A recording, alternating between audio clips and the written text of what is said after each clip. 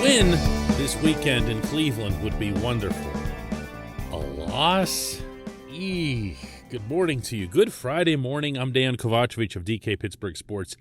This is Daily Shot of Steelers. It comes your way bright and early every weekday if you're into hockey and or baseball. I also offer up daily shots of Penguins and Pirates where you found this. It is Steelers versus Browns, 1:02 p.m. Sunday at First Energy Stadium. I'll be heading up there to cover it for DK Pittsburgh Sports. I am looking forward to it.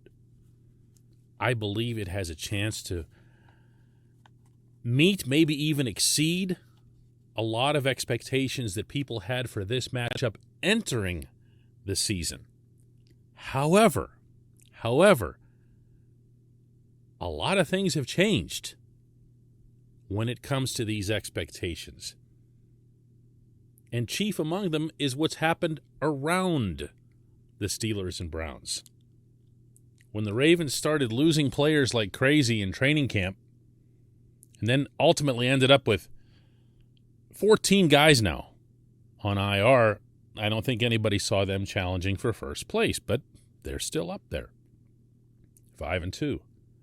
The Bengals' mere existence would lead one to believe that they wouldn't have anything to do with this process once you got past, week 2 or 3. But they're 5-2, and they are currently the number 1 seed in the entire conference. Never mind the division. The Browns' own scenario has changed in that they've lost some key players along the way. They've got guys banged up.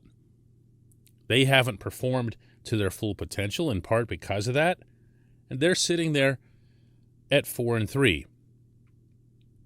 And you follow the fourth team a little bit, so I'll spare you any sort of summary of how their season has gone.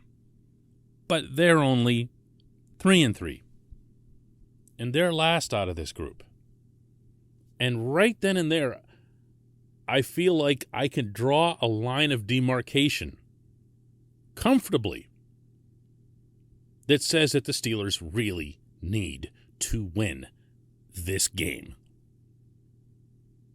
If they don't, and you're looking at the Ravens and the Bengals further pulling away, and there's no reason to expect either of those teams to regress. Not the way, in particular, Cincinnati has performed of late. This isn't going to be a case where the division or the conference comes back to the Steelers or buys the Steelers additional time to get competitive. And the same applies to the Browns. They're going to be without Kareem Hunt for a while, but the injuries to Baker Mayfield and Nick Chubb and Jarvis Landry don't appear to be something that's long-term or super serious. So they, theoretically, are only going to get better as the season goes. Now, you can say the same thing about the Steelers. You can look at their schedule after this and say, well, there's the Bears and the Lions. I mean, you should be taking care of both of those. Bears might be a little bit more of a challenge than the Lions, but only because everyone is. And you can say, well, they'll make up for a loss in Cleveland and they'll get back over 500. And you can't keep doing that. At some point, you have to assert yourself over the course of the schedule. At some point, you have to say, hey, we're in this too. We're getting better. And we're getting better with an objective of being the team in this division, maybe even in this conference. Now you're seeing that the preordained conference championship of the Chiefs is kind of being blown up a little bit. This portion of Daily Shot of Steelers is brought to you by Point Park University. Choose from nearly 100 career-focused programs leading to bachelor's, master's, and doctoral degrees. Choose when and how you prefer to do that studying, whether it's at Point Park's gorgeous downtown Pittsburgh campus, whether it's online. Maybe a flexible hybrid format works best for you. Find out more about all of this at pointpark.edu. The attitude the approach that we're hearing from the Steelers on the South Side is most definitely encouraging. This was Cam Hayward yesterday before practice. Preach it in practice, whether it's during drills, looking at our practice during practice through our tablets, and then, just keep building on what we're doing. I know we're not a finished product. There's going to be mistakes, but the quickest thing to do is learn from that mistake and not let it happen again. Love to hear it. Sounds great. Go out there and get it done. Go out there and get it done.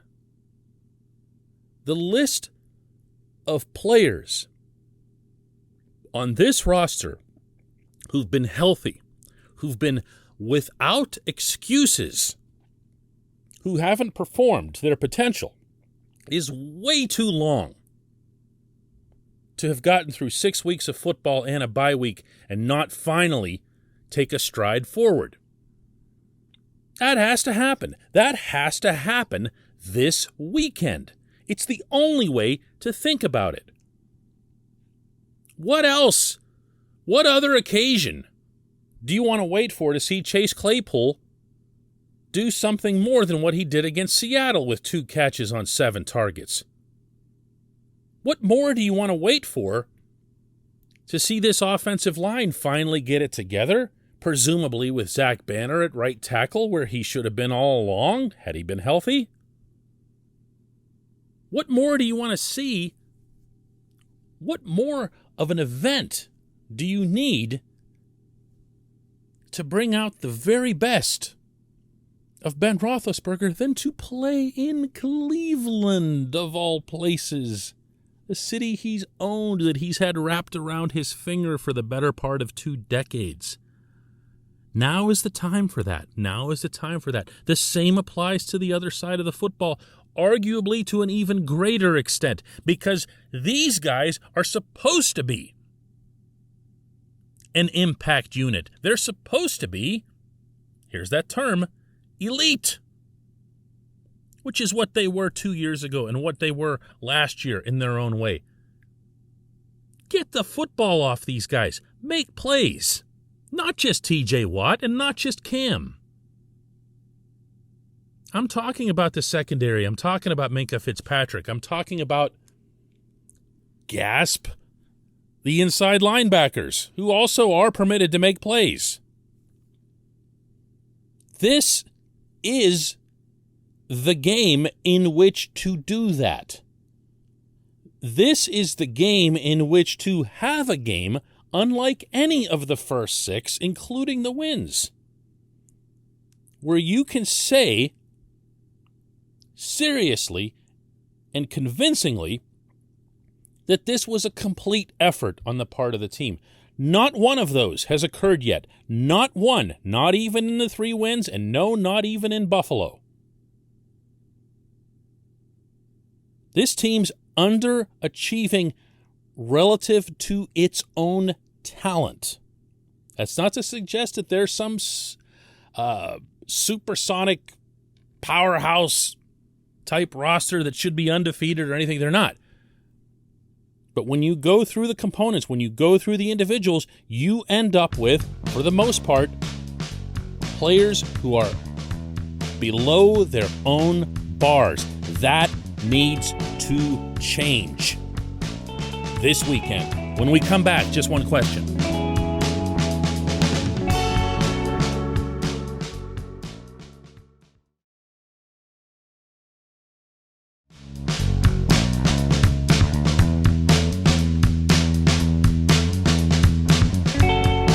Welcome back. It's time for Just One Question. That's brought to you always by the personal injury law firm of Luxembourg, Garbett, Kelly, and George. They represent people hurt in car accidents who need help with workers' comp and medical malpractice claims. The attorneys at LGKG have been AV rated. That's the highest rating a law firm can receive for legal ability and ethics in the Commonwealth of Pennsylvania. Learn more about them at lgkg.com or by calling 888-842-5454. Our J1Q for today comes from my man Bubba Banjo. Bubba hasn't been heard from in a while. Bubba asks, is Alex Highsmith developing at an even faster rate than Bud Dupree did. He looks better at this point in his career to me. Bubba, I would say that your eyes are not failing you and that your memory is not failing you. Highsmith is, in fact, a more consistent, more reliable performer at this stage of his career than Bud was. And if it sounds like I'm leading up to a great big but here, I am. Because what you're seeing from Highsmith and what you've seen from him really ever since he was inserted in Week 12 of last season is a higher level of polish. Now, that might sound a little bit crazy considering he was drafted out of the University of Charlotte, and you would think that adjusting to the higher level and everything, but for whatever reasons, Highsmith has been an excellent student of the game since coming to Pittsburgh, and he's been a faster learner than Bud has. And that's going to have a quicker impact in terms of doing things that are dependable, such as not over-pursuing the quarterback and taking yourself out of the play, not losing the edge on the run game. That was a big, big shortcoming for Bud for a long time. And it took Bud a while to get there. But you know what? Bud did get there.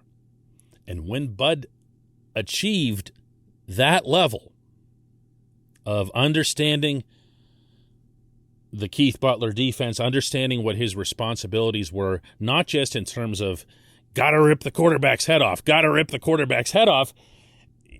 he became someone that you could count on to contain not just the running game, but also mobile quarterbacks. When you look at the Steelers' success in particular against Lamar Jackson, but also other guys who were mobile back there, it emanated largely from the fact that T.J. Watt and Bud wouldn't let the quarterbacks go anywhere. They wouldn't let them leave the pocket to be a threat out of the pocket. And that's not anything that John Harbaugh's come up with a solution for in all this time, I should add. The Steelers have solved the Baltimore offense. Kind of, the way the Ravens have solved the Pittsburgh offense, but I digress. Bud comes with what scouts and sports evaluators, people inside the industry, refer to as a high ceiling. Bud has a freakish build, a freakish level of athleticism. And this is where the real separator is between Bud and Highsmith. Highsmith is a terrific athlete.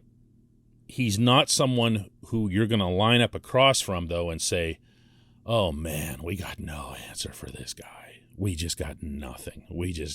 Let's put two people over here or something. He's not going to be that player. He's not going to be that massive, chaotic disruptor that Bud was. Bud was the hurricane passing through town.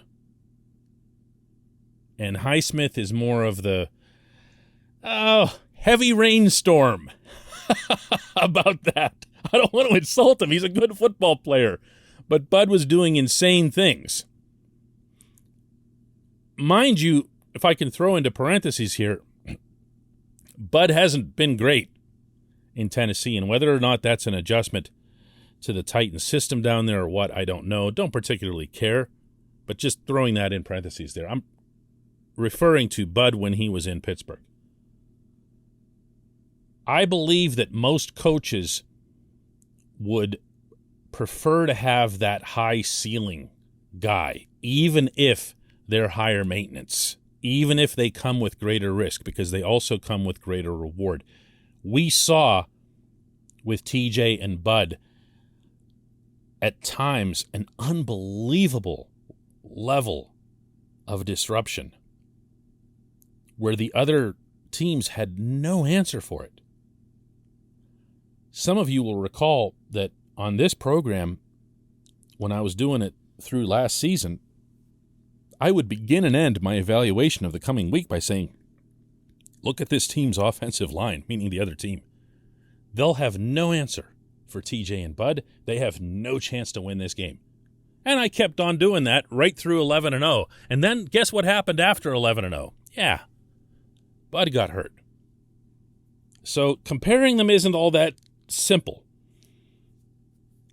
I would still take that version of Bud over this version of Highsmith, but I'll also accept and applaud the fact that the Steelers have themselves a really nice solution for not having Bud. Highsmith is a good football player who does have the opportunity to get better. I just don't think you're going to see him become something where everyone in football goes, wow, look at that guy, the way they did with Bud.